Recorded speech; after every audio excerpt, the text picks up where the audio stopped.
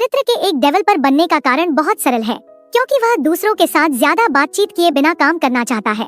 इसलिए वह computer screen के सामने टाइप करने में अपना समय बिताना पसंद करता है। उसने यह नौकरी चुनी क्योंकि उसे लगा कि यह पेशा उसे शांति से काम करने की अनुमति देगा। उसका नाम कांग डोंगगू है, जिसे उसके कार्यालय के वातावरण में कंपनी के उपनाम मैक्स से जाना जाता है। जब डोंगगू अपनी मॉनिटर स्क्रीन के सामने काम करने पर ध्यान केंद्रित कर रहा था, तब उसके बगल में एक महिला सहकर्मी ने डोंगगू का नाम पुकारा और पूछा कि उसे अपने डिजिटल कार्यस्थल से संबंधित पहुंच अनुरोध किससे करना चाहिए। डोंगगू को चुप देखकर छोटे बालों वाली महिला ने बताया कि वह नए विभाग में स्थानांतरण के अपने पहले दिन से गुजर रही है और अच्छा प्रभाव डालने के लिए जल्दी आने का फैसला किया। उसने थोड़ा बड़बड़ाया कि उसके पास अभी करने के लिए कोई विशेष कार्य नहीं है, इसलिए उसने पहले से प्रोग्रामिंग कोड की जांच करने की पहल की ताकि बाद में काम शुरू होने पर वह बेहतर तैयार हो सके। हालांकि दूसरी ओर डोंगगू थोड़े तनावग्रस्त या अजीब भाव के साथ ध्यान दे रहा था। डोंगगू बस चुपचाप महिला के कार्यालय आपूर्ति बॉक्स को देखता रहा जो अभी भी मेज पर बिखरा हुआ था, जबकि मन ही मन सोच रहा था कि यदि वह उस महिला की स्थिति में होता तो वह सीधे काम शुरू करने के बजाय पहले अपना सामान व्यवस्थित करना पसंद करता। संक्षेप में डोंगगू ने फिर समझाया कि यह आमतौर पर पैट्रिक नाम के किसी व्यक्ति द्वारा संभाला जाता है। अपने फोन पर घड़ी को अभी भी 8 बजे के बाद दिखाते हुए देखकर, जबकि पैट्रिक आमतौर पर 10 बजे के आसपास आता है, महिला को एहसास हुआ कि उसके पास अभी भी बहुत खाली समय है। उनके बीच का वातावरण शांत हो गया, केवल कीबोर्ड की आवाज के साथ, जब दोनों अपनी अपनी स्क्रीन पर ध्यान केंद्रित करने लगे। डोंगगू, जो बहुत अजीब महसूस कर रहा था, फिर स्वाभाविक रूप से हेडसेट पहनने की कोशिश करता है, जबकि मन ही मन उम्मीद करता है कि महिला फिर से उससे बात नहीं करेगी। अचानक महिला कुछ याद आने पर चौंक गई और पूछा कि संयुक्त विकास दिशा निर्देश दस्तावेज को किसने अपडेट किया। घबराए हुए स्वर में डोंगगू ने जवाब दिया कि उसने ही मसौदा तैयार किया था, जबकि समीक्षा एंडी ने की थी। साथ ही चिंतित था कि दस्तावेज में कुछ गलत है या नहीं। हालांकि महिला ने तुरंत डोंगगू की चिंता को शांत किया, यह बताते हुए कि उसने पूछा क्योंकि दस्तावेज बहुत साफ सुथरे और व्यवस्थित तरीके से तैयार किया गया था। उसने यहाँ तक कि ईमानदारी से प्रशंसा की, यह कहते हुए कि डोंगगू वास्तव में बहुत सावधान और सटीक निकला, जैसा कि उसने पहले अक्सर सुना था।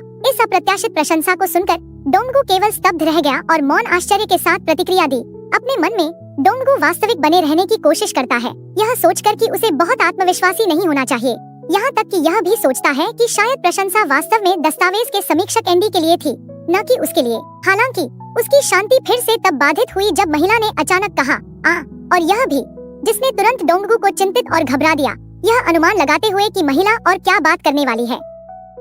डोंगगू को अपने अधूरे वाक्य से चिंतित करने के बाद महिला वास्तव में केवल माहौल को हल्का करना चाहती थी। डोंगगू से उसे अधिक आराम से बुलाने के लिए कह रही थी। मित्रवत मुस्कान के साथ उसने सुझाव दिया कि डोंगगू उसे बिना किसी औपचारिक प्रत्यय के केवल जॉय बुलाए।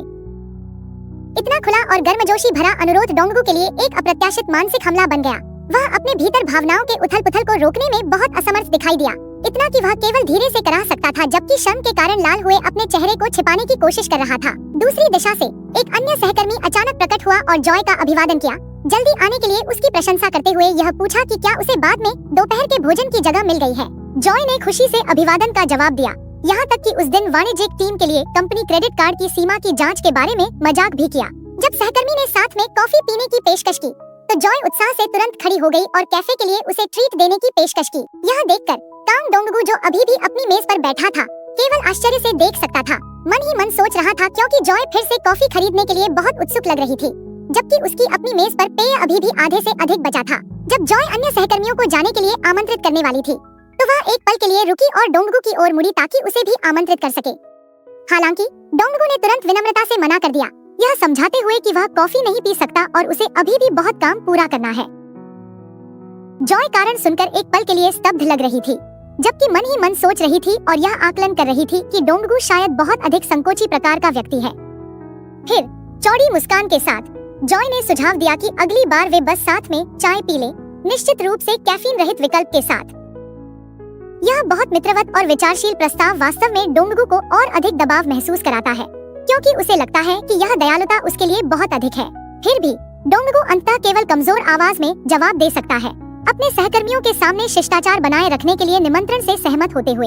एक रेस्तरां में पहुंचने पर डोंगगू अपने मन में स्वीकार करता है कि उसे जॉय उपनाम से जाना जाता है, एक 5वें वर्ष की फ्रंट एंड डेवलपर जिसकी असली पहचान अभी भी एक रहस्य है। जॉय न केवल अद्भुत कार्य क्षमताओं के लिए जानी जाती है, बल्कि एक बहुत मित्रवत और मिलनसार व्यक्तित्व के लिए भी, जो उसे अपने सहकर्मियों के साथ इकट्ठा होने पर अलग दिखाती है।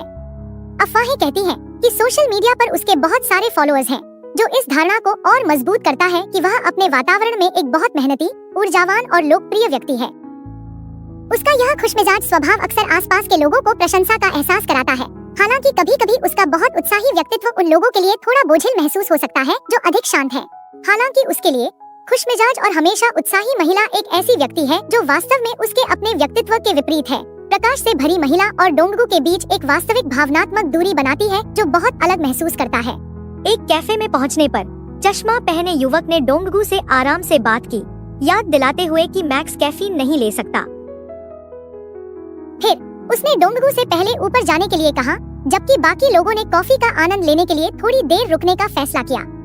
यह सुनकर समूह में एक महिला ने अचानक मैक्स को पुकारा और एक छोटा सा लेकिन महत्वपूर्ण अनुरोध दिया।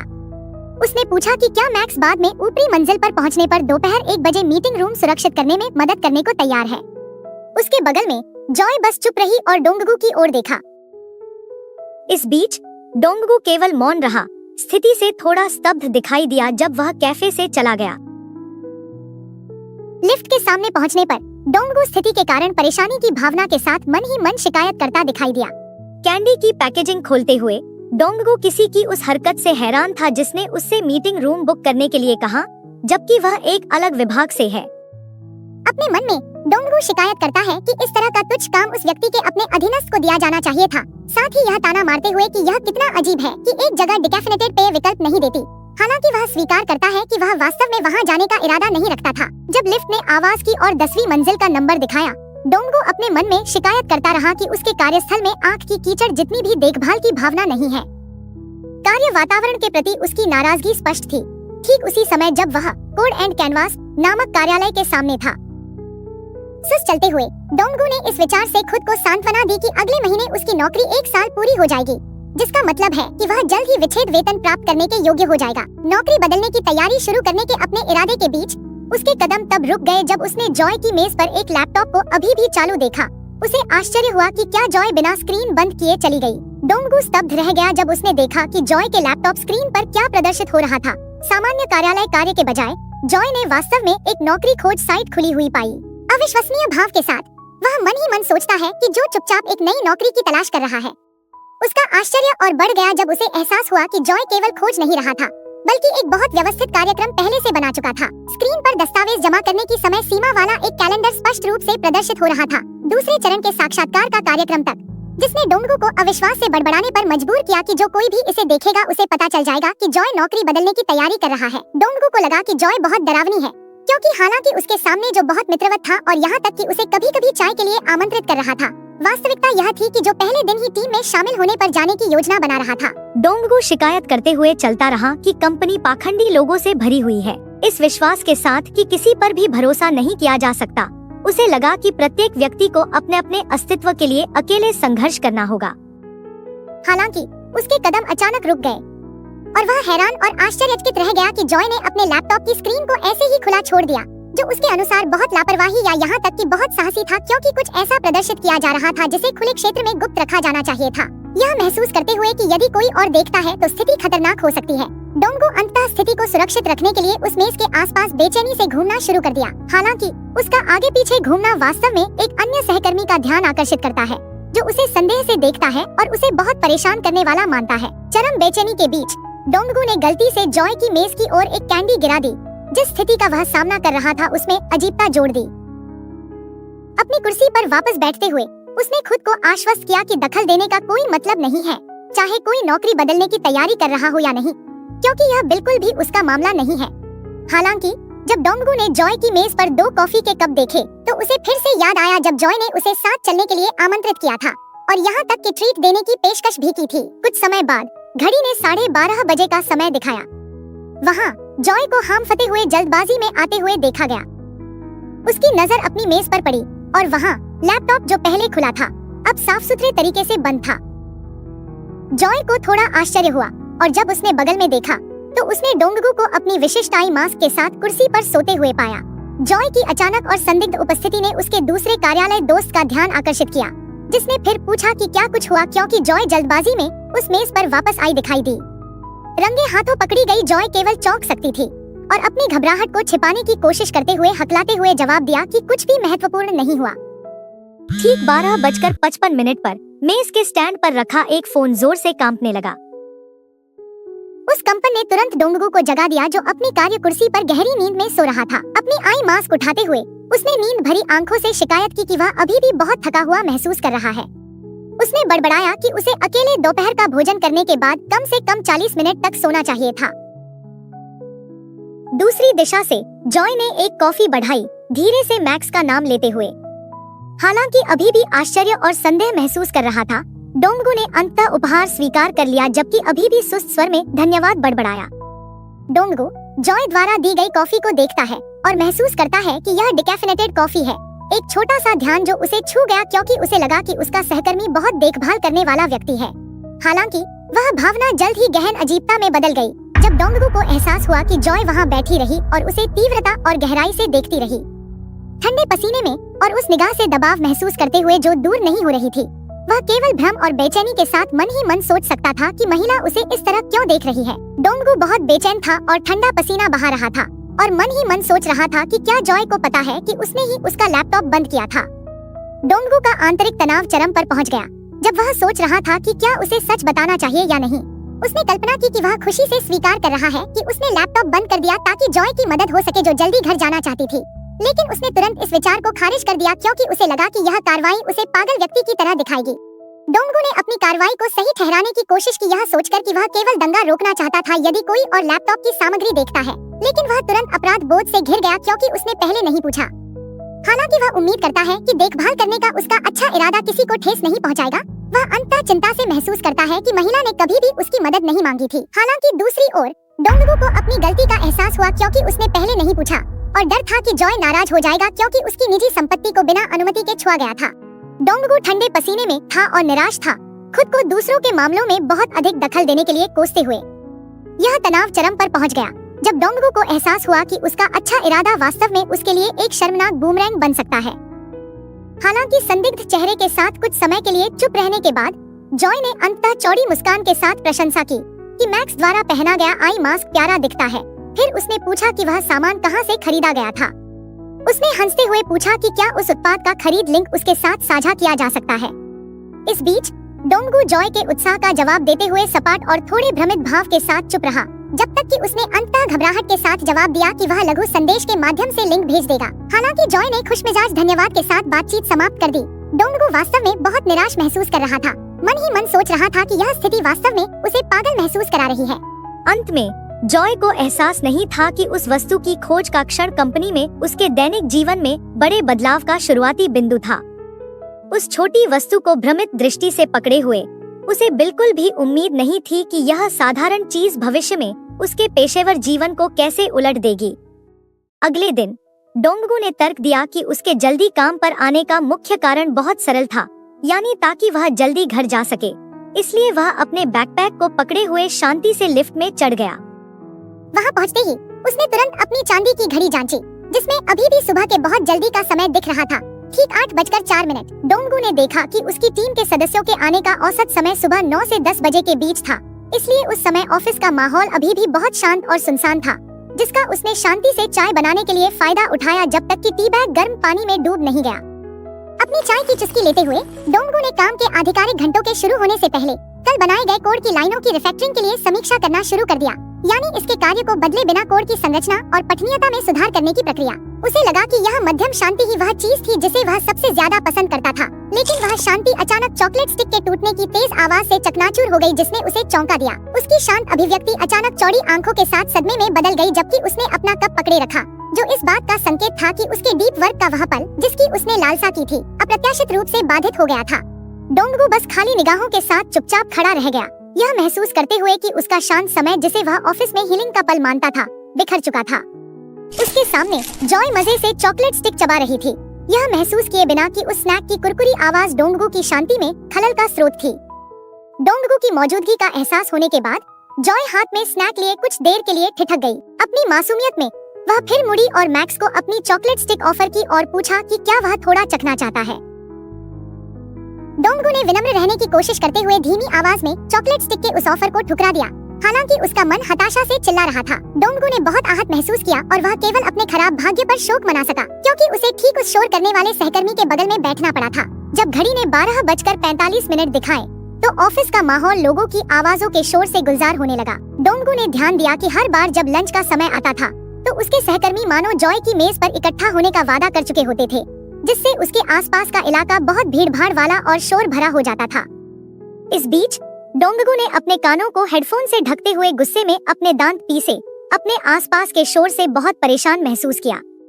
अपने दिल में उसने शांति से झपकी लेने की इच्छा जताई और बड़बड़ाया कि अगर लोग बात करना चाहते हैं तो उन्हें ब्रेक रूम या कैफे जाना चाहिए। इस बीच उसके पास ही उसके सहकर्मी अभी भी जॉय के बारे में बात करने में व्यस्त थे, जो हाल ही में ऑफिस जल्दी आने लगी थी। उन्हें याद आया कि जब वह अकाउंटिंग सॉल्यूशंस डिवीजन में थी तो जॉय आमतौर पर सुबह 10 बजे ही आती थी। जॉय ने सहजता से उत्तर दिया कि अब उसने काम और निजी जीवन के बीच संतुलन पर ध्यान देना शुरू कर दिया है। जॉय के वर्क लाइफ बैलेंस के तर्क को सुनकर डोंगगू ने केवल कटाक्ष के साथ मन ही मन सोचा। उसे यकीन था कि जॉय झूठ बोल रही थी और उसे असली कारण का संदेह था कि जॉय जल्दी इसलिए आती थी ताकि वह दूसरी कंपनी में जाने की तैयारी के लिए समय पर घर जा सके। उसका संदेह तब और बढ़ गया जब अन्य सहकर्मियों ने जॉय से उसके संदिग्ध शेड्यूल के बारे में पूछताछ शुरू कर दी, जैसे कि कल दोपहर आधे दिन की छुट्टी लेना, साथ ही पिछले हफ्ते अचानक वार्षिक छुट्टी के लिए आवेदन करना। जॉय ने घबराहट में बहाना बनाने की कोशिश की कि उसकी हालिया व्यस्तता, जिसमें अचानक छुट्टी लेना भी शामिल था, इसलिए थी क्योंकि वह घर बदलने की तैयारी कर रही थी। वह अजीब तरह से हंसी और स्वीकार किया कि स्थिति बहुत तनावपूर्ण थी। हालांकि उसके चेहरे पर ठंडे पसीने ने दिखाया कि वह अपने सहकर्मियों के सवालों से कितनी घिरी हुई थी। दूसरी ओर डोंगगू, जो कुछ समय से देख रहा था, मन ही मन गुस्से में करा उठा। जॉय के बहाने पर उसे अभी भी विश्वास नहीं था और अपनी मेज के ठीक सामने हो रहे नाटक से वह और अधिक परेशान महसूस कर रहा था। कीबोर्ड की कुंजियों पर अपनी उंगलियों को नचाते हुए डोंगगू ने आश्चर्य से मन ही मन सोचा कि वह खुद क्यों चिंतित महसूस कर रहा है, जबकि वह नहीं है जिसे पूछताछ से घेरा जा रहा है। कुछ ही समय बाद इमारत की छत पर पार्क डोयुल नाम का एक व्यक्ति, जिसका ऑफिस का उपनाम पैट्रिक है और जो कांग डोंगगू का बॉस है, अपने ई सिगरेट को पकड़कर आत्मविश्वास के साथ दिखाई दिया। एक तीखी और थोड़ी उपहासपूर्ण आवाज में उसने जोर देकर कहा कि अगर ध्यान से देखा जाए तो जॉय का कारण बहुत स्पष्ट है। पैट्रिक को 100% यकीन था कि जॉय वास्तव में हमारी कंपनी से जल्द ही निकलने के लिए विभिन्न नौकरी साक्षात्कारों में शामिल होने में व्यस्त थी। उसने तर्क दिया कि इस तरह की अवधि में लगातार छुट्टियां लेना किसी के इस्तीफा देने का एक मजबूत संकेत है। यहाँ तक कि वह बड़बड़ाया कि अगर वह अपनी शादी की तैयारी में व्यस्त नहीं होता तो वह भी नई नौकरी खोजने के लिए अपनी किस्मत आजमाता। अपने फोन की स्क्रीन को सुस्त भाव से देखते हुए डोंगगू पैट्रिक के रवैये से ऊब गया, जिसे वह दूसरों के मामलों में बहुत ज्यादा दखल देने वाला मानता था। उसने मन ही मन बड़बड़ाया कि किसी को सिर्फ दूसरों के बारे में गपशप करने के लिए छत पर लाना बेकार है। एक संशयपूर्ण स्वर में डोंगगू ने तुरंत उस अटकल का खंडन किया और इसे केवल एक निराधार धारणा माना, क्योंकि वह जानता था कि असली कारण घर बदलने या घर के मामलों से संबंधित था। हालांकि पैट्रिक ने जॉय के चेहरे के उस सख्त हाव भाव का जिक्र करते हुए मैक्स की मासूमियत पर हंसी उड़ाई। एक बचकाने रवैये के साथ उस आदमी ने मैक्स को 50,000 वॉन की शर्त लगाने की चुनौती भी दी कि जॉय जल्द ही अपना इस्तीफा सौंपेगी या नहीं, जिसका मैक्स ने मन ही मन तिरस्कार के साथ जवाब दिया कि पैट्रिक एक प्राइमरी स्कूल के बच्चे की तरह है। अंत में कंधे से कंधा मिलाकर बैठते हुए पैट्रिक ने मैक्स के अंतर्ज्ञान की तीक्ष्णता को स्वीकार किया, लेकिन तुरंत बातचीत को दूसरे विषय पर मोड़ने की कोशिश की। एक बॉस की तीखी नजर के साथ पैट्रिक ने बातचीत को यह मदद मांगने के लिए मोड़ा कि मैक्स आज शाम 7 बजे उसकी जगह सॉफ्टवेयर रिलीज का काम कर दे, जिससे मैक्स को गहरा सदमा लगा। डोंगगू ने बहुत दबाव और गुस्सा महसूस किया जब पैट्रिक ने नवविवाहितों के लिए घर खोजने के बारे में बात करना शुरू कर दिया, जो बहुत थका देने वाला था। यह उल्लेख करते हुए कि रियल एस्टेट एजेंट ने अभी एक अच्छी यूनिट के बारे में फोन किया था। अपने मन में डोंगगू ने गुस्से में महसूस किया कि उसे अचानक छत पर लाने का कारण घर से संबंधित उन शिकायतों को सुनना था, एक ऐसी स्थिति जिसकी उसने स्पष्ट रूप से उम्मीद नहीं की थी। पैट्रिक ने मैक्स को एक उपहार के रूप में पेय का एक कैन देकर उसे मनाने की कोशिश की ताकि वह उसकी मदद करे, यह तर्क देते हुए कि काम के बाद मैक्स की कोई योजना नहीं थी। अपने पक्ष में डोंगगू गुस्से से इतना कांप रहा था कि वह मन ही मन गालियां दे रहा था। कुछ ही समय बाद ऑफिस का माहौल तनावपूर्ण लग रहा था, क्योंकि ऊंची इमारतों के पीछे सूरज ढलने लगा था। डोंगगू इतना गुस्से में था कि वह कांप रहा था और बड़े गुस्से के साथ उसने कीबोर्ड पर बहुत तेजी से टाइप किया। खामोशी में डोंगगू ने शपथ ली कि वह एक दिन पैट्रिक से बदला जरूर लेगा। यह उबलता हुआ गुस्सा उसके बगल में जॉय द्वारा आश्चर्य के साथ देखा गया, जबकि पहले दिया गया पेय का कैन मेज पर वैसे ही पड़ा था। यह देखकर जॉय ने पूछा कि क्या मैक्स कैफीन का सेवन नहीं कर सकता। अपने काम पर ध्यान केंद्रित रखते हुए उस सवाल का जवाब देते हुए मैक्स ने सपाट स्वर में उत्तर दिया कि उसकी मेज पर कॉफी कैन केवल एक टोटम की तरह है जो मात्र सजावट के रूप में कार्य करता है। लेकिन जॉय ने इसे गंभीरता से लिया और खुद कॉफी खरीदने की पेशकश की अगर बाद में मिनी मार्केट में एक खरीदे एक मुफ्त पाए का प्रोमो हो। उस अवांछित प्रस्ताव को सुनकर मैक्स केवल सुस्ती से मना कर सका, जबकि मन ही मन उसने सोचा कि वह वास्तव में अपनी नौकरी जल्द ही छोड़ना चाहता है। थोड़ी देर बाद स्क्रीन पर एक नोटिफिकेशन आया जिसमें मैक्स की ओर से उसके सहकर्मी जेके को एक संदेश दिखाया गया, जिसमें बताया गया था कि उसने एडमिन फीचर का नवीनतम संस्करण जारी करना समाप्त कर दिया है और मूल सर्वर पर गुणवत्ता जांच करने का अनुरोध किया है। जॉय ने यह देखा, फिर पूछा कि क्या बैकफिस्ट पैट्रिक का काम नहीं होना चाहिए, जिसका मैक्स ने मन ही मन बड़े गुस्से के साथ जवाब दिया कि वह सिर्फ दूसरे व्यक्ति के बचे हुए काम को निपटा रहा है और महसूस कर रहा है कि उसके साथ खेला जा रहा है।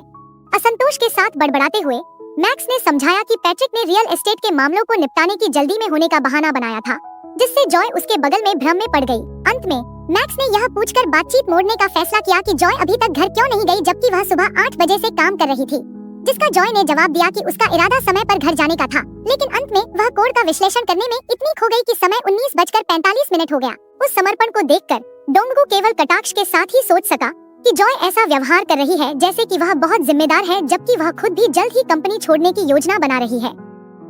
अंत में जॉय ने झिझकते हुए पूछा कि क्या इस तरह के व्यस्त समय में नौकरी बदलना दूसरों के लिए बोझ होगा। उस अचानक आए सवाल को सुनकर डोंगगू पूरी तरह से चौंक गया, इससे पहले कि जॉय ने घबराहट में जल्दी से स्पष्ट किया कि वह वास्तव में सिर्फ अपने एक दोस्त की कहानी बता रही थी। भले ही जॉय ने जोर दिया कि यह सिर्फ एक दोस्त की कहानी थी, डोंगगू भ्रमित महसूस कर रहा था कि वह खुद क्यों घबराहट महसूस कर रहा था और मन ही मन जॉय पर झूठ बोलने का आरोप लगाया। जॉय ने अपने दोस्त की दुविधा को थोड़े चिंतित और हिचकिचाते हुए भाव के साथ समझाया। उसने कहा कि क्योंकि हाल ही में कंपनी बहुत व्यस्त है, उसके दोस्त को अच्छा महसूस नहीं हो रहा है या वह उन 3 सदस्यों द्वारा देखे जाने का अनुभव कर रहा है जिन्हें पीछे छोड़ दिया जाएगा। इसके अलावा उसने कहा कि उसके दोस्त के लिए ध्यान केंद्रित करना मुश्किल है और ऐसा लगता है कि उसके पास कई कारणों से बहुत सारी चिंताएं हैं, जिसे उसने एक छोटी सी अजीब हंसी के साथ समाप्त किया। डोंगगू बहुत आहत और ठंडे पसीने में डूबा हुआ लग रहा था, जबकि उसका मन चिल्ला रहा था कि पैट्रिक को पहले से ही उनकी स्थिति का एहसास हो गया था। उसने हताशा महसूस की और मन ही मन जॉय से प्रार्थना की कि अगर वह कुछ करना चाहती है तो वह इतनी प्रत्यक्ष न बने। अंत में डोंगगू ने जॉय के दोस्त के फैसले का यह कहते हुए बचाव किया कि अगर किसी के करियर के लिए बेहतर प्रस्ताव है तो उसके लिए वहां जाना स्वाभाविक है। खामोशी में डोंगगू को चिंता हुई कि क्या उसका पिछला व्यवहार 5 साल के कार्य अनुभव वाले किसी व्यक्ति के सामने बहुत घमंडी या अभद्र तो नहीं लग रहा था। माहौल फिर से बदल गया जब जॉय ने बताया कि क्वालिटी एश्योरेंस QA की प्रक्रिया पूरी हो गई है। डोंगगू, जो अभी भी थोड़ा पसीने से तर और अजीब लग रहा था, ने उस खबर पर अपनी प्रतिक्रिया दी, जिसका चेहरा अभी भी तनावपूर्ण दिख रहा था। अंत में काम खत्म होने के बाद जॉय ने मैक्स की ओर एक नजर डाली और उसे जल्दी घर चलने के लिए कहा, क्योंकि शाम होने लगी थी। अप्रत्याशित रूप से वे अंततः ढलती शाम की रोशनी में एक साथ ऑफिस की इमारत से बाहर चले गए।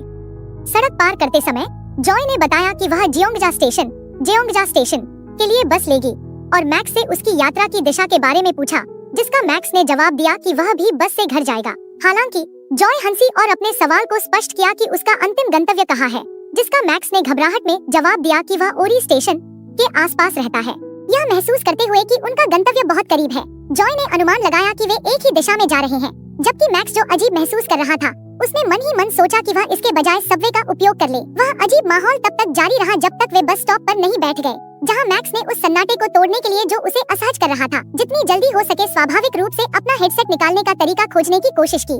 हालांकि अचानक जॉय ने उसे मुट्ठी भर चॉकलेट कैंडी दी और कहा कि यह कैंडी केवल उसे देखने की तुलना में ऊर्जा भरने के लिए बेहतर है। झटके और भ्रम की भावना के साथ मैक्स ने वह उपहार स्वीकार कर लिया और केवल कड़ाई से धन्यवाद ही कह सका।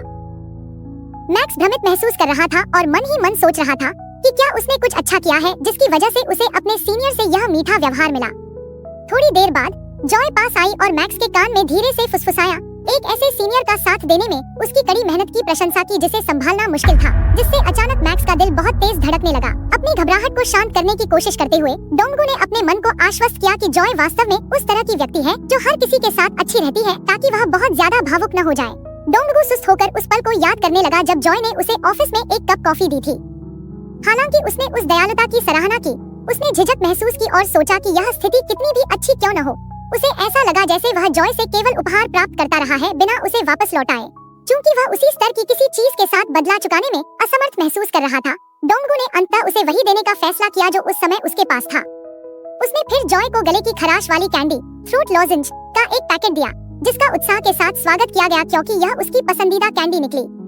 एक चमकते चेहरे के साथ जॉय ने समझाया कि उसे उस कैंडी की चुभने वाली ठंडक बहुत पसंद है, जिसका स्वाद गले में मैग्मा की तरह जलने जैसा लगता है। एक अनोखा वर्णन जिसने डोंगू को केवल भ्रम में चुप रहने और आश्चर्य के साथ सोचने पर मजबूर कर दिया। भले ही डोंगू ने उस अनोखे वर्णन से थोड़ी देर के लिए भ्रमित और हैरान महसूस किया, लेकिन अंत में उसे जॉय को उसे पाकर वास्तव में खुश देखकर राहत महसूस हुई। हालांकि वह आरामदायक माहौल अचानक बदल गया जब जॉय अपने हाथ में कैंडी देखकर ठिठक गई कि वह चकोतरा ग्रेपफ्रूट फ्लेवर की थी। अचानक गंभीर अभिव्यक्ति के साथ उसने मैक्स की ओर देखा और एक अप्रत्याशित सवाल पूछा, यह पूछते हुए कि क्या मैक्स ने कुछ समय पहले उसके लैपटॉप की स्क्रीन देखी थी। जॉय के पिछले सवाल ने डोंगू को खामोश कर दिया। उसकी आंखें बेचैन थी, मानो वह वाकई कुछ छुपा रहा हो या रंगे हाथों पकड़ा गया हो। उनके बीच की खामोश तब टूटी जब एक हरी बस पास आकर रुकी। डोंगू ने तुरंत इस अजीब स्थिति से भागने के लिए उस पल का फायदा उठाया, घबराहट में चिल्लाते हुए कि उसकी बस आ गई है और उसे पहले जाना होगा। वह हरी बस फिर इंजन की गड़गड़ाहट के साथ चली गई। जॉय को वहीं खामोश, भ्रमित और सवालों से घिरे भाव के साथ छोड़ दिया। बस के अंदर बैठते ही डोंगू सुस्त होकर सिकुड़ गया और अपना सिर पकड़ लिया। अपनी गहरी इच्छा जाहिर की कि वह जल्द ही अपनी नौकरी बदल ले या किसी दूसरे काम में लग जाए। अगली सुबह माहौल ऑफिस की शांत दिनचर्या में बदल गया जब एक चाय का बैग गर्म पानी के प्याले में डुबोया गया। डोंगू मंगलवार 9 अप्रैल को ठीक सुबह 10 बजे अपने फोन और मग को थामे ऑफिस आता दिखा। उसने मन ही मन सोचा कि कंपनी में शामिल होने के बाद शायद यह पहली बार था जब वह इस समय काम पर आया था। हालांकि उस सुबह की दिनचर्या के पीछे डोंगू बहुत तनाव महसूस कर रहा था और उसने मन ही मन स्वीकार किया कि वह पिछली रात शर्मनाक घटना के बारे में सोचते रहने के कारण एक पल भी सो नहीं पाया। जैसे ही वह अंदर आया, डोंगू ने जॉय को उसकी मेज पर बैठे देखा, जिससे तुरंत उसके अंदर फिर से अजीबोगरीब एहसास और गहरी घबराहट पैदा हो गई। सुस्ती से अपनी चाय पीते हुए डोंगू ने अपनी बची हुई छुट्टियों पर विचार किया, क्योंकि अब उसमें और शर्मिंदगी झेलने की ताकत नहीं थी। ऑफिस की सुबह की शांति अचानक तब भंग हो गई जब एक सहकर्मी ने आकर बताया कि कोई समस्या या तकनीकी खराबी आ गई है। सहकर्मी ने समझाया कि नए वेंडर का ऑर्डर स्क्रीन दिखाई नहीं दे रहा है और पूछा कि क्या वह हिस्सा जॉय की जिम्मेदारी है। तत्परता के साथ जॉय तुरंत अपनी कुर्सी से खड़ी हो गई और पुष्टि की कि यह वास्तव में उसका काम है। उस जरूरी स्थिति में जॉय ने अपने सहकर्मी को समझाया कि उसे उस हिस्से के लिए अभी हैंडओवर दस्तावेज मिले हैं, इसलिए उसे लगा कि समस्या को पूरी तरह से समझने में थोड़ा और समय लगेगा। उसके सहकर्मी को भी यह याद आया और उसने बात समझ ली, यह महसूस करते हुए कि जॉय पिछले हफ्ते ही इस टीम में आई है। जॉय का सहकर्मी घबराया हुआ लग रहा था और सोच रहा था कि क्या किया जाए, क्योंकि उस हिस्से का मुख्य प्रभारी कल तक वार्षिक छुट्टी पर था। इस बीच डोंगू अपनी 2 महिला सहकर्मियों के पास से गुजरते समय बेचैन लग रहा था, जो चर्चा कर रही थी। अपने काले मग को कसकर पकड़े हुए वह ठंडे पसीने से तरबतर दिख रहा था और नजरें मिलाने से बच रहा था, मानो उसने उनकी बातचीत सुन ली हो लेकिन हस्तक्षेप करने में झिझक रहा हो। जब ऑफिस की खिड़की के पीछे शाम का धुंधलका छाने लगा तो घड़ी में 19:45 हो रहे थे। उस ओवरटाइम के माहौल के बीच डोंगू अपनी कुर्सी पर बैठा हुआ बहुत तनाव में और ठंडे पसीने में डूबा हुआ लग रहा था। उसके पास ही जॉय ने रिपोर्ट दी कि उसने अनुरोध के अनुसार टेबल और स्ट्रक्चर्ड क्वेरी लैंग्वेज की जांच कर ली है, जबकि डोंगू अपने काले मग को पकड़े हुए चुपचाप जड़ खड़ा रहा, उलझन में सोचता रहा कि यह स्थिति कैसे पैदा हुई। वहीं जॉय तेजी से काम करना जारी रखती है, यह समझाते हुए कि समस्या शायद लाइब्रेरी वर्जन में हो सकती है, इसलिए वह तुरंत इसकी जांच करेगी क्योंकि समाधान वाले हिस्से में पहले भी ऐसी ही समस्या आई थी।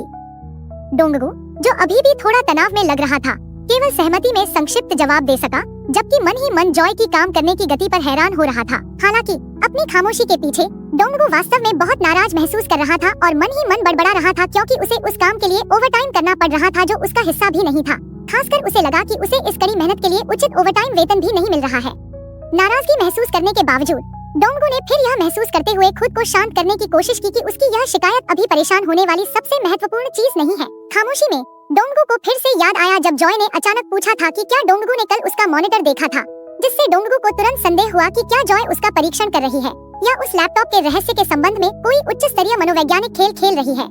फंसा हुआ महसूस करते हुए डोंगू ने अंत तक अनजान बने रहने का फैसला किया, लेकिन वह तुरंत चौंक गया जब जॉय ने अचानक कल बस स्टॉप पर हुई उनकी बातचीत का जिक्र किया।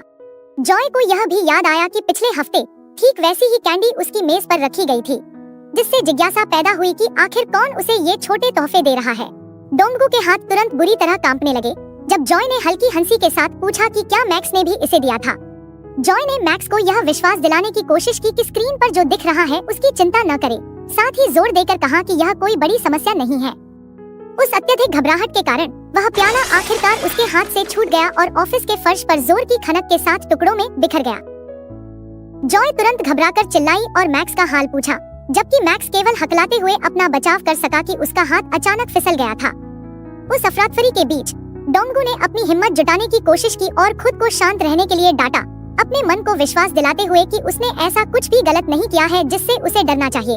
जॉय ने फिर चुपचाप डोंगगू को देखा और अंत में उसके कंधे को धीरे से छूते हुए उससे सीधे अपनी आंखों में देखने को कहा। भले ही वह इतना घबराया हुआ था कि उसके चेहरे पर पसीने की बूंदें आ गई थी, मैक्स ने आखिरकार जॉय की ओर एक ऐसी नजर डालने की हिम्मत की जो अभी भी हिचकिचाहट और बेचैनी से भरी लग रही थी। उसके सामने एक हल्की और रहस्यमयी मुस्कान और गर्मजोशी भरी लेकिन जांचती हुई निगाहों के साथ जॉय मैक्स की प्रतिक्रिया को देखती रही, जिससे एक ऐसा आत्मीय और दबावपूर्ण माहौल बन गया कि मैक्स उसकी निगरानी में और भी असहाय हो गया। एक हल्की डराने वाली मुस्कान के साथ जॉय ने एक घेराबंदी वाला सवाल किया, यह पूछते हुए कि क्या मैक्स ने वह स्क्रीन देखी है, जिससे माहौल तुरंत शांत और भारी हो गया। यह सुनकर मैक्स के पास शब्द नहीं बचे, उसका चेहरा पीला पड़ गया और उसके पूरे शरीर से ठंडा पसीना बहने लगा। बढ़ते तनाव के बीच एक चौंकाने वाली घटना तब हुई जब फर्श पर कांच के टुकड़ों से मैक्स का हाथ गलती से घायल हो गया, जिससे तुरंत खून निकल आया और उस डराने वाले माहौल को खत्म कर दिया। जॉय तुरंत घबरा गई और चिंता भरे स्वर में मैक्स का हाल पूछने लगी, अचानक हुए शारीरिक दर्द के साथ उस मानसिक दबाव के पल को खत्म कर दिया।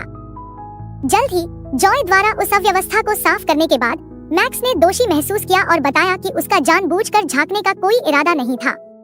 उसने माफी मांगी क्योंकि उसने जो स्क्रीन देखी थी वह उसकी आंखों के सामने बहुत स्पष्ट और साफ दिखाई दे रही थी। यह सुनकर जॉय जो झाड़ू लगा रही थी उसने माहौल शांत करते हुए जवाब दिया कि मैक्स को इस घटना के लिए बिल्कुल भी दोषी महसूस करने की जरूरत नहीं है। मेज पर पानी का गिलास रखते हुए जॉय ने दयालुता से मैक्स को तरल पदार्थ की कमी पूरी करने के लिए पीने को कहा, क्योंकि उसकी उंगली से खून बह रहा था और उस पर प्लास्टर बांधना पड़ा था। हालांकि मैक्स उसे आश्वस्त करता रहा कि वह जो कुछ भी देखा है वह किसी और को नहीं बताएगा। जॉय ने शांत शाम की रोशनी के बीच उसके साथ बैठते हुए केवल एक छोटी हंसी के साथ प्रतिक्रिया दी। जॉय को लगा कि उसे ही वास्तव में माफी मांगनी चाहिए, क्योंकि भले ही हर कोई अतिरिक्त श्रम शक्ति का इंतजार कर रहा था ताकि वे थोड़ी राहत की सांस ले सकें, सच्चाई यह थी कि उसने शामिल होने के पहले दिन से ही नौकरी बदलने की तैयारी गुपचुप तरीके से शुरू कर दी थी। जॉय ने अपनी गहरी शर्मिंदगी और पछतावा जाहिर किया, यह स्वीकार करते हुए कि वह इस स्थिति के लिए बहुत बुरा महसूस कर रही है। इसका जवाब देते हुए मैक्स ने उसे यह कहकर शांत करने की कोशिश की कि जॉय को ऐसा महसूस करने की जरूरत नहीं है, क्योंकि हर किसी के अपने फैसले के पीछे अपने कारण या परिस्थितियां होती हैं। हालांकि लैपटॉप के सामने अपने शांत रवैये के पीछे डोंगगू वास्तव में मन ही मन बड़बड़ा रहा था कि वह खुद भी जल्द ही इस्तीफा देने या अपनी वर्तमान नौकरी की स्थिति से भागने के लिए सही समय की योजना बना रहा है। जॉय ने फिर अपने करियर में ठहराव की भावना के बारे में अपनी चिंताओं को साझा करना जारी रखा, यह समझाते हुए कि हालांकि वह जूनियर होने पर हमेशा ओवरटाइम काम करती थी, अब तीसरे साल में प्रवेश करते हुए उसने काम की बारीकियों में महारत हासिल कर ली है, जिससे सब कुछ बहुत आसान और उबाऊ लगने लगा है। यह बहुत आरामदायक स्थिति उसे चिंतित और बेचैन कर रही थी। जॉय ने महसूस किया कि हालांकि उसकी सेवा की अवधि अपने आप बढ़ रही है, उसकी कार्य क्षमता और प्रदर्शन रुक गया है और वैसा ही बना हुआ है। यह महसूस करते हुए कि बहुत देर होने से पहले कुछ नया आजमाने का यही समय है, जॉय ने एक नई चुनौती लेने का संकल्प लिया, लेकिन वह धीरे से हंसी क्योंकि उसका वह गुप्त इरादा आखिरकार मैक्स को पता चल गया था। अंत में जॉय भी अजीब तरह से हंसी और सोचने लगी कि क्या उसने बिना पूछे बहुत अधिक व्यक्तिगत जानकारी दे दी है। डोंगगू के दिमाग में एक विचार आया कि कभी-कभी वह बाहरी दुनिया जिसका अनुभव अभी तक नहीं किया गया है उस नर्क से कहीं अधिक डरावनी लगती है, जिसे वे हर दिन जीने के आदी हैं, जो उसकी अपनी स्थिति को दर्शाता है, जो हमेशा छोड़ने और नौकरी बदलने का सपना देखता है, लेकिन वह केवल शब्दों तक ही सीमित रहता है। इसके बावजूद मैक्स ने वास्तव में जॉय के रवैये की प्रशंसा की कि वह बहुत अच्छी है। डोंगगू ने जॉय से सुनी उन बातों पर विचार किया कि एक डेवलपर होना एक ऐसा पेशा है जिसमें व्यक्ति को जीवन भर सीखते रहना पड़ता है। उसके लिए वह समर्पण और आगे बढ़ने का जज्बा ही था जिसने उसे बहुत प्रेरित किया और वह उस रवैये का अनुकरण करना चाहता था। मैक्स ने जॉय के रवैये के प्रति अपनी प्रशंसा व्यक्त की, जो कभी भी मौजूदा उपलब्धियों से संतुष्ट नहीं हुई और आगे बढ़ने की कोशिश करती रही। मैक्स ने फिर एक व्यावहारिक सलाह दी यह याद दिलाते हुए कि अंततः एक कंपनी किसी कर्मचारी के व्यक्तिगत जीवन के लिए पूरी तरह जिम्मेदार नहीं होगी। सहायक लहजे में मैक्स ने सुझाव दिया कि फिलहाल जॉय को किसी और चीज के बोझ को महसूस किए बिना खुद को और अपने भविष्य को प्राथमिकता देने पर अधिक ध्यान केंद्रित करना चाहिए। हालांकि एक हल्की अजीब खामोशी में डोंगगू ने मन ही मन सोचा कि क्या उसने बहुत ज्यादा बोल दिया है, यह चिंता करते हुए कि उसकी दी गई सलाह शायद ढीठ लग सकती है। हालांकि डोंगगू ने फिर जॉय को आश्वस्त करने की कोशिश की, यह कहते हुए कि कंपनी जॉय जैसे सिर्फ एक सहायक प्रबंधक के इस्तीफा देने से बर्बाद नहीं होगी। उस ईमानदारी भरी बात को सुनकर जॉय एक पल के लिए नरम निगाहों के साथ चुप रही, यह महसूस करते हुए कि मैक्स का इरादा वास्तव में बहुत अच्छा था। अपने पीने के मग को कसकर पकड़ते हुए उसने प्रभावित महसूस किया और स्वीकार किया कि मैक्स ने जो कहा वह वाकई बहुत अच्छा था। फिर उसने ईमानदारी से उसे दिए गए समर्थन के लिए धन्यवाद दिया। हालांकि उनके बीच छाया हुआ भावनात्मक माहौल अचानक तब टूट गया जब डोंगगू अपने लैपटॉप पर एक तकनीकी समस्या को हल करने में सफल रहा, जिससे वह आश्चर्य और गर्व के साथ चिल्ला उठा कि उसने इसे सफलतापूर्वक संभाल लिया है। जॉय, जो पहले प्रभावित दिख रही थी, उस सफलता को देखकर तुरंत चौंक गई और चमकती आंखों के साथ उसने परिणाम की सच्चाई को स्वीकार किया और जिज्ञासा से पूछा कि मैक्स ने इसे कैसे किया।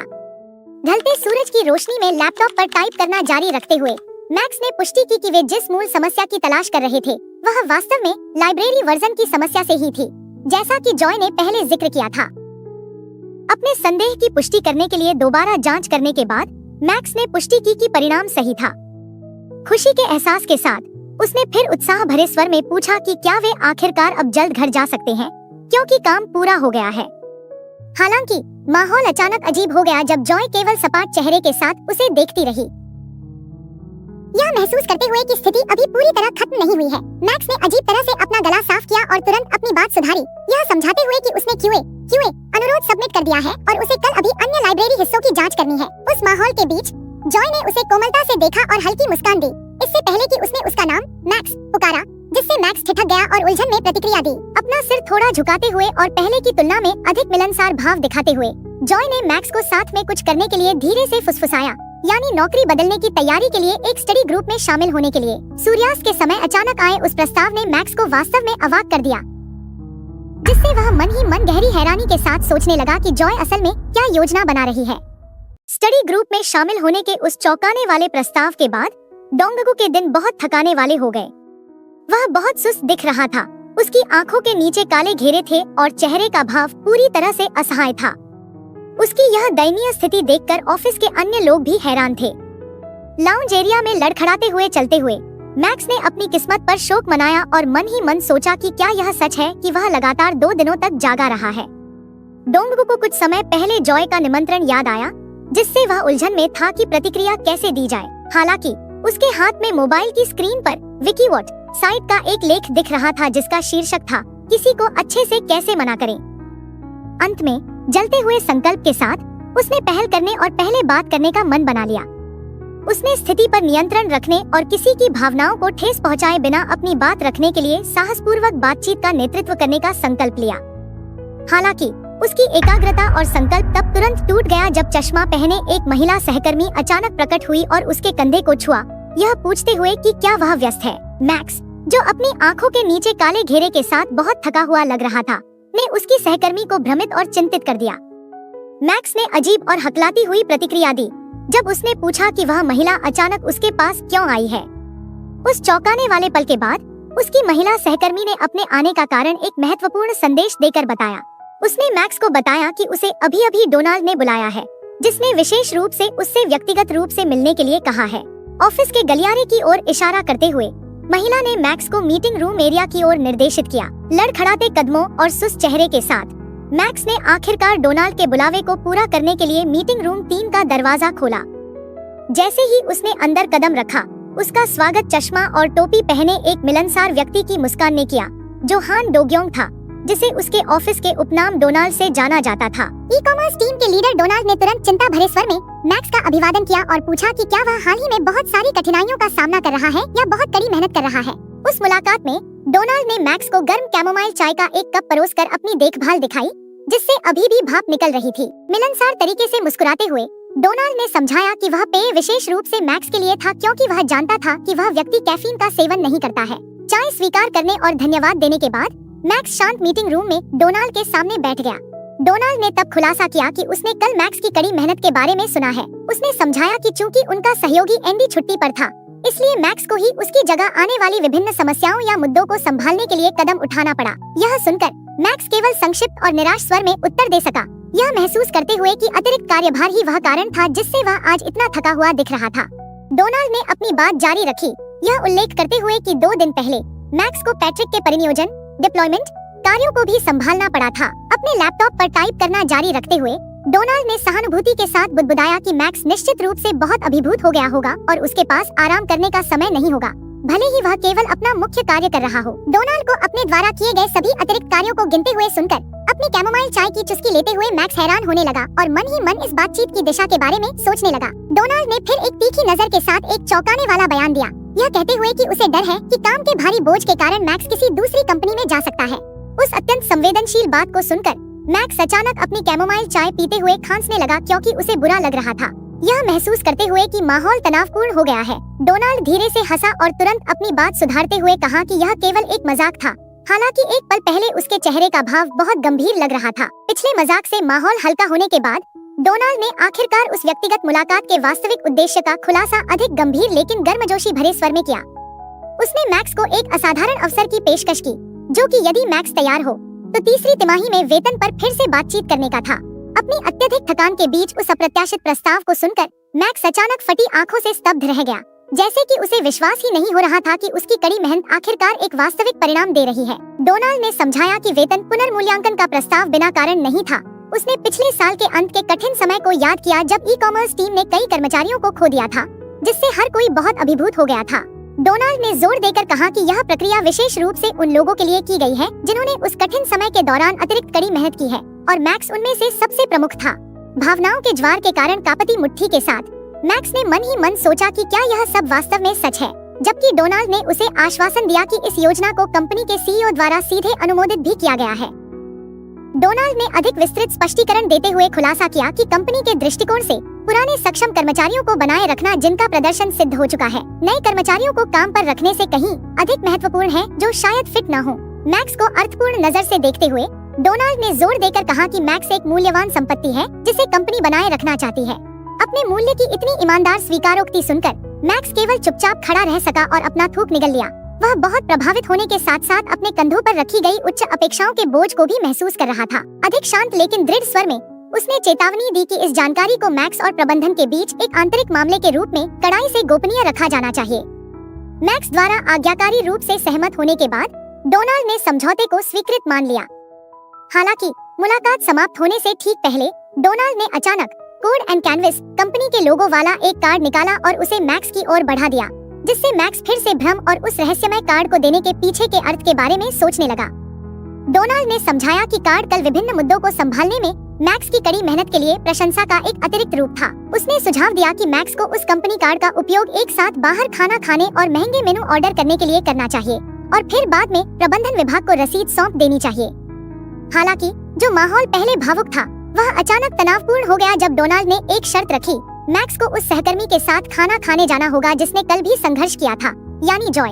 वह नाम सुनकर मैक्स का चेहरा तुरंत गुस्से से सिकुड़ गया और उसने अस्वीकृति के भाव के साथ अपने दांत पीसे, यह संकेत देते हुए कि उनके संबंध मधुर होने से कोसों दूर हैं, भले ही उसे अभी वेतन वृद्धि की खबर मिली थी। डोनाल्ड ने महसूस किया कि जॉय निश्चित रूप से बहुत अभिभूत महसूस कर रही होगी क्योंकि पद हस्तांतरण हैंडओवर की प्रक्रिया वैसी नहीं रही जैसी होनी चाहिए थी। इसलिए डोनाल्ड को लगा कि इस साथ भोजन करने के अवसर के माध्यम से जॉय को अतिरिक्त ध्यान देने और उसके साथ अच्छे कामकाजी संबंध बनाए रखने की आवश्यकता है।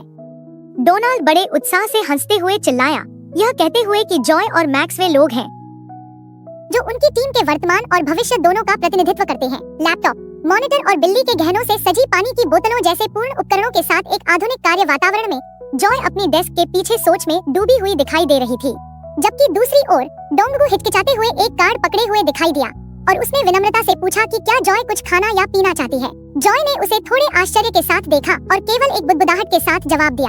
हालांकि अपनी हिचकिचाहट के पीछे डोंगू के मन में अलग विचार थे। उसने अपने दिल में उम्मीद की कि जॉय उसके सारे पैसे का उपयोग कर ले क्योंकि उसे लगा कि उसे उन छोटे पैसों की बहुत जरूरत नहीं है। अंत में जॉय ने अपना फोन दिखाया जो प्यारे स्टिकर से सजा हुआ था, एक ऐसा कार्य जिसने डोंगू को भ्रमित कर दिया। अपना शेड्यूल चेक करते हुए जॉय ने समझाया कि आज उसकी सेटलमेंट टीम के साथ लंच डेट है, कल एस्तेर के साथ अपॉइंटमेंट है, उसके बाद सप्ताहांत है। और अगले सोमवार को वार्षिक छुट्टी है। कारणों के उस सिलसिले ने डोंगगू को सपाट चेहरे के साथ खड़ा कर दिया, मन ही मन यह सोचते हुए कि उन सभी शेड्यूल स्पष्टीकरणों का वास्तव में क्या मतलब है। मौन में डोंगगू ने नकारात्मक रूप से सोचा कि जॉय उसे संकेत दे रही है कि वह अपना कार्ड दे और तुरंत चला जाए। हालांकि माहौल अचानक खुशनुमा हो गया जब जॉय ने मधुर मुस्कान दी और यह पूछकर समाधान दिया, आज रात कैसा रहेगा। वह निमंत्रण आखिरकार उन्हें एक मीट रेस्तरां में ले गया, जहां डोंगगू भारी दबाव में चुपचाप बैठा था। अभी भी डोंगगू के लिए थोड़े अजीब माहौल में एक दूसरे के सामने बैठे हुए जॉय ने खुशी खुशी बताया कि वह पहले भी एस्तेर के साथ यहाँ आ चुकी है और उसे लगा कि भोजन की गुणवत्ता काफी संतोषजनक है। जॉय ने यह भी जोड़ा कि उन्हें उस बातचीत को जारी रखने की जरूरत है जो कल अधूरी रह गई थी, क्योंकि अगर दोपहर के भोजन के समय किया गया तो बहुत से लोग ध्यान देंगे। इस बीच डोंगगू केवल पानी डालते हुए चुपचाप हार मान सकता था। मन ही मन यह सोच रहा था कि वह इस स्थिति में कैसे पहुंच गया। माहौल और भी गहन हो गया जब जॉय ने सबसे महंगे व्यंजनों की तलाश में एक तीखी नजर के साथ मेनू बुक खोली। मेनू पलटते हुए उसने पूछा कि क्या मैक्स शराब पीता है, जिसका मैक्स ने 0 कोला के अनुरोध के साथ उत्तर दिया।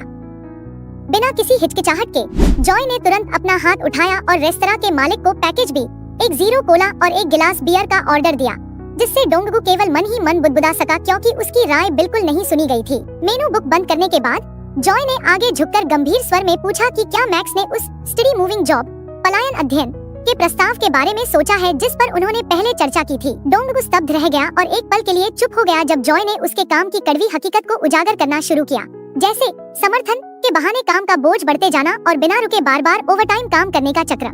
तीखी और आत्मविश्वास भरी नजरों के साथ जॉय ने कहा कि उसे लगता है कि मैक्स भी निश्चित रूप से उस दुष्चक्र को तोड़ने के लिए जल्द ही नौकरी बदलने के बारे में गहराई से विचार कर रहा होगा। डोंगगू केवल चुप रह सका क्योंकि उसने महसूस किया कि जॉय की बात बिल्कुल भी गलत नहीं थी। अपने मन में उसने स्वीकार किया कि इस्तीफा देने और नई नौकरी खोजने का विकल्प हमेशा उसके विचारों में रहा है। हालांकि डोंगगू को कंपनी की ओर से दबाव याद आया, जहां डोनाल्ड ने जोड़ तोड़ वाले लहजे में इस बात पर जोर दिया था कि पुराने सक्षम कर्मचारियों को बनाए रखना नए कर्मचारियों को नियुक्त करने से कहीं अधिक महत्वपूर्ण है। स्थिति और भी जटिल हो गई क्योंकि उसे याद दिलाया गया कि उस बातचीत को दूसरों से गोपनीय रखा जाना चाहिए, जिससे वह जाने की इच्छा और उस पर जानबूझकर थोपी गई जिम्मेदारी के बोझ के बीच दुविधा में फंस गया। डोंगगू ने आखिरकार अपनी चुप्पी तोड़ते हुए वापस पूछा। उसे आश्चर्य हुआ क्योंकि उसे लगा कि उसकी कंपनी के कई अन्य डेवलपर्स भी उसके अलावा नौकरी बदलने पर विचार कर रहे होंगे। बड़ी उत्सुकता के साथ डोंगगू ने जॉय से उस निर्णय के पीछे के विशिष्ट कारण को स्पष्ट करने का आग्रह किया, जैसे कि वह यह सुनिश्चित करना चाहता हो कि जॉय ने अन्य उम्मीदवारों की तुलना में उसमें कौन सा अनूठा मूल्य देखा है। कुछ देर सोचने के बाद जॉय ने आखिरकार बड़े उत्साह के साथ जवाब दिया। उसने समझाया कि मैक्स को चुनने का मुख्य कारण यह था कि उनके स्वभाव और चरित्र एक दूसरे के बिल्कुल विपरीत थे। उस अत्यंत ईमानदार लेकिन भ्रमित करने वाले कारण को सुनकर डोंगगू केवल एक सपाट चेहरे के साथ स्तब्ध रह गया और जो उसने अभी सुना था उस पर अविश्वास में बुदबुदाया।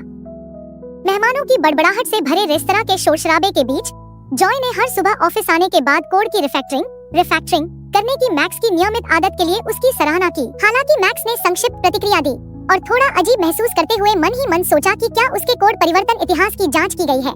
जॉय ने ईमानदारी से उसकी प्रशंसा जारी रखी।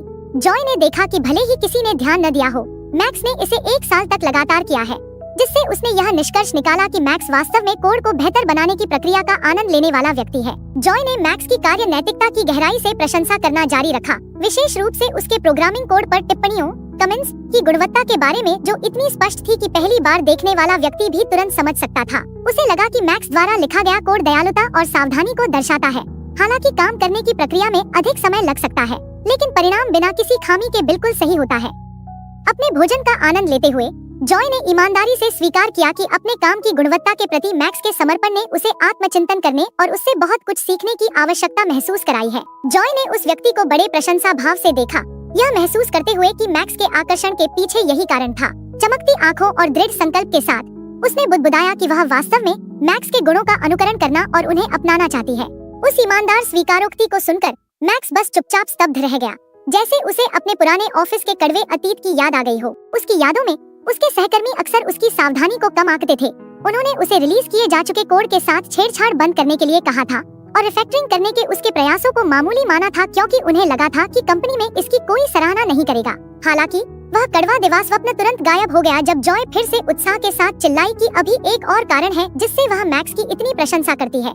जिससे मैक्स उनके भोजन के दौरान केवल उलझन में सोचता रह गया। बियर का गिलास पकड़े हुए जॉय ने झिझकते हुए बुदबुदाया कि सब कुछ एक निश्चित सीमा को पार नहीं करेगा, जिससे मैक्स भ्रमित हो गया और मन ही मन सोचने लगा कि क्या जॉय बहुत ज्यादा नशे में है। जॉय ने तब मैक्स से अपनी सोच स्पष्ट करने से पहले गलत न समझने के लिए कहकर माहौल को शांत करने की कोशिश की। जॉय ने विभिन्न स्टडी ग्रुप्स में शामिल होने के अपने अनुभव के बारे में मैक्स को अपनी बात समझानी जारी रखी। गंभीर स्वर के साथ उसने उल्लेख किया कि ऐसी जगहों पर अक्सर बेईमान इरादों वाले या छिपे हुए उद्देश्यों वाले लोग सामने आते हैं। हालांकि जॉय ने अचानक अपना लहजा बदलकर खुशी भरा कर लिया और अपने विश्वास पर जोर देते हुए कहा कि मैक्स बिल्कुल भी उन लोगों में से एक नहीं होगा। जब मैक्स ने, जो अजीब महसूस कर रहा था, पूछा कि उसके बयान का क्या मतलब है, तो जॉय ने एक बड़ी और आत्मविश्वास भरी मुस्कान के साथ जवाब दिया कि उसे यकीन है कि मैक्स उस प्रकार का व्यक्ति है जो उसे कभी प्यार का इजहार नहीं करेगा। उस क्रूर लेकिन मासूम ईमानदारी को सुनकर मैक्स केवल स्तब्ध रह गया और चुपचाप अपना पेय पीता रहा, जैसे उस कड़वी वास्तविकता को निगलने की कोशिश कर रहा हो कि उसे अभी अभी हमेशा के लिए एक दोस्त के रूप में पुख्ता कर दिया गया है। उस अजीब मुलाकात के बाद दृश्य चांदनी रात में बदल जाता है, जहां डोंगगू आखिरकार सुस्ती के साथ घर लौटता है। घर पहुंचने पर एक महिला उसका स्वागत करती है और पूछती है कि क्या उसने खाना खा लिया है, क्योंकि वह देर से लौटा है। लेकिन डोंगगू अपनी भावनाओं का बोझ लिए हुए केवल संक्षिप्त जवाब देता है कि वह ठीक है।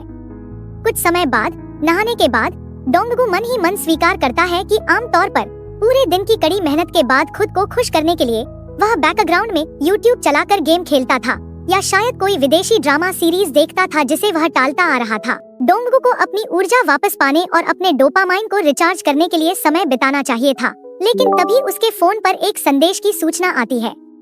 वह संदेश जॉय की ओर से मैक्स के लिए था, जिसमें उससे एक चीज के बारे में सोचने और कल तक खबर देने के लिए कहा गया था। फर्श पर बेदम बैठे हुए डोंगगू केवल चुपचाप अपने फोन को देखता रह गया। उसे जॉय की वह बात याद आई जिसमें उसने उसे उस तरह का व्यक्ति माना था जो कभी प्यार का इजहार नहीं करेगा।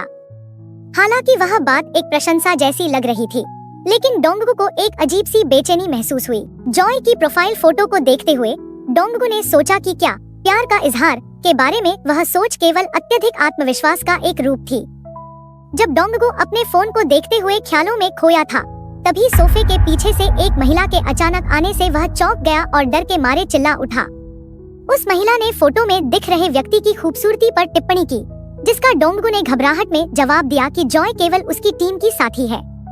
यह जवाब सुनकर कांग सुवोन नाम की वह महिला, जो कांग डोंगगू की बड़ी बहन है, जिसने 4 बार नौकरी बदलने का अनुभव प्राप्त किया है और 2 बार ऑफिस रोमांस में फंस चुकी है, तुरंत कड़ी प्रतिक्रिया देती है। वह उसे दृढ़ता से चेतावनी देती है कि ऑफिस के माहौल में कभी भी प्रेम संबंध बनाने की कोशिश न करे। डोंगगू ने गुस्से में इसका खंडन किया और चिल्लाकर कहा कि स्थिति वैसी नहीं है जैसा वह सोच रही है। हालांकि उसकी बहन सुवोन ने टिप्पणी की कि वह केवल फोटो देखकर ही समझ गई है। यहाँ तक कि उसने तीखा तंज कसते हुए यह भी कहा कि उसका भाई और फोटो वाली लड़की बिल्कुल अलग स्तर या श्रेणी के हैं। माहौल तब शांत हुआ जब डोंगगू ने पूछा कि क्या उसकी बहन को वह समय याद है जब उसने पहली बार नौकरी बदली थी। सोफे पर आराम से लेटते हुए उसकी बहन ने जवाब दिया कि उसे निश्चित रूप से वह याद है और समझाया कि उस समय उसने एक स्टडी ग्रुप के माध्यम से तैयारी की थी। स्टडी ग्रुप मूविंग जॉब शब्द सुनकर डोंगगू बहुत हैरान हुआ, जैसे उसे अपनी बहन के अतीत की कोई अप्रत्याशित बात पता चली हो। सुवोन ने समझाया कि जब वह पहले नौकरी बदलने की तैयारी कर रही थी, तब उसने एक साइड प्रोजेक्ट के रूप में एक ऐप बनाया था। फिर उसने हल्के अंदाज में पूछा कि क्या डोंगगू अपनी वर्तमान नौकरी से इस्तीफा देने का इरादा रखता है। डोंगगू ने झिझकते हुए जवाब दिया कि वह केवल विभिन्न संभावनाओं पर विचार कर रहा है, लेकिन सुवोन ने तुरंत व्यंग्यात्मक सलाह के साथ उसकी बात काट दी कि उसे वही काम करते रहना चाहिए। मजाक उड़ाते हुए हंसते हुए सुवोन ने ताना मारा कि डोंगगू जैसे सामाजिक रूप से तालमेल बिठाने में अक्षम व्यक्ति को स्वीकार करने वाली दूसरी जगह मिलना मुश्किल है, जिससे डोंगगू को तुरंत इतना गुस्सा आया कि वह मन ही मन बुदबुदाया कि क्या उसे अपनी बहन को खत्म कर देना चाहिए। अपने भाई का मजाक उड़ाने के बाद सुवोन फिर से गंभीर हो गई और सिफारिश की कि डोंगगू को स्टडी ग्रुप में शामिल होने की कोशिश करनी चाहिए। उसने समझाया कि यह गतिविधि बहुत फायदेमंद है, क्योंकि यह भविष्य के लिए कुछ वास्तविक परिणाम देगी, चाहे वह पोर्टफोलियो हो या साइड प्रोजेक्ट। अपनी लेटने की स्थिति से उठते हुए सुवोन ने कहा कि सबसे महत्वपूर्ण बात यह है कि यदि डोंगगू अच्छे समूह सदस्य ढूंढ लेता है, तो वह अनुभव बहुत मूल्यवान महसूस होगा। डोंगगू चुपचाप अपनी बहन की सलाह सुनता रहा और उस पर गंभीरता से विचार करने लगा। डोंगगू के सिर को प्यार से पकड़ते समय सुवोन ने चेतावनी दी कि तैयारी बहुत पहले से की जानी चाहिए ताकि समय आने पर व्यक्ति पुरानी कंपनी से तुरंत भाग सके। हालांकि डोंगगू ने असहज महसूस किया और उसे हाथ छोड़ने के लिए कहा, लेकिन सुवोन अपनी सलाह पर अडिग रही, जिसमें उसकी आखिरी बुदबुदाहट भी शामिल थी, जिसने बहुत गंभीरता से चेतावनी दी थी कि डोंगगू ऑफिस में कभी प्रेम संबंध न बनाए। डोंगगू अपनी बहन के उस अजीब व्यवहार के प्रति केवल नफरत महसूस कर सका। अगले दिन एक ऊंची ऑफिस बिल्डिंग में एक टीम अपने प्रोजेक्ट की प्रगति पर चर्चा करने के लिए मीटिंग रूम नंबर 7 में बैठक कर रही थी। कमरे के अंदर चर्चा का माहौल गंभीर था जब एक सदस्य ने समझाया कि पिछले सप्ताह के मुद्दों को त्वरित सुधार के साथ हल कर लिया गया है और कोई महत्वपूर्ण समस्या नहीं पाई गई है। हालांकि उसने नोट किया कि मौजूदा शेड्यूल को देखते हुए विकास टीम को अतिरिक्त सहायता की आवश्यकता हो सकती है। हालांकि उस तकनीकी बातचीत के बीच डोंगगू बहुत थका हुआ लग रहा था और नींद के कारण अपनी आंखें मलता रहा। उसे रात भर न सोने का पछतावा हुआ, केवल नौकरी बदलने या इस्तीफे के मुद्दे के बारे में सोचने के कारण, जिसने वास्तव में उसकी सारी ऊर्जा सोख ली थी। उसके सामने उसका सहकर्मी बहुत खुश होकर मैक्स के पास आया और समर्थन के मामले में फिर से उसकी मदद मांगी। मैक्स, जो अभी भी सुस्त था, केवल चुप रह सका, यहाँ तक कि वह यह भी भूल गया था कि वे पहले किस बारे में बात कर रहे थे। कुछ ही समय बाद एक अन्य सहयोगी ने उसके कंधे को थपथपाया और मैक्स को दोपहर में कुछ संभालने के लिए कहा, यह तर्क देते हुए कि वह बहुत व्यस्त है। इसने मैक्स को गुस्से और निराशा से भर दिया, यह महसूस करते हुए कि उसे एक बार फिर से उसके सहकर्मियों द्वारा कार्यों का कूड़ेदान या काम का बलि का बकरा बनाया जा रहा है। कमरे से बाहर निकलने के बाद चश्मा पहने महिला ने ताना मारा कि शादी की तैयारी के बहाने पैट्रिक का बहुत शोषण किया जा रहा है, लेकिन पैट्रिक ने यह कहकर अपना बचाव किया कि अधीनस्थ सबऑर्डिनेट होने का यही फायदा है। सुस्त दिख रहे मैक्स को खुश करने के लिए एक शिष्टाचार के रूप में उन्होंने कैफीन रिचार्ज के रूप में कॉफी खरीदने की पेशकश की और पैट्रिक ने गर्व से घोषणा की कि वह मैक्स सहित सभी को ट्रीट देगा। हालांकि यह मैक्स के दबे हुए गुस्से के चरम पर पहुंच गया। गुस्से में अपनी मुट्ठी भींचते हुए उसने मन ही मन सोचा कि वह वास्तव में कॉफी नहीं पी सकता और उसे बहुत दुख हुआ कि उसके सहकर्मी जिन्होंने उसके साथ 1 साल तक काम किया था, वे यह बुनियादी बात भी नहीं जानते थे। अपनी झुंझलाहट के बीच मैक्स को जॉय की याद आई, जिसने उसे एक बार डिकैफ कॉफी और कैंडी दी थी, जो एक अक्षम सीनियर की मदद करने के लिए कड़ी मेहनत करने की प्रशंसा के रूप में थी।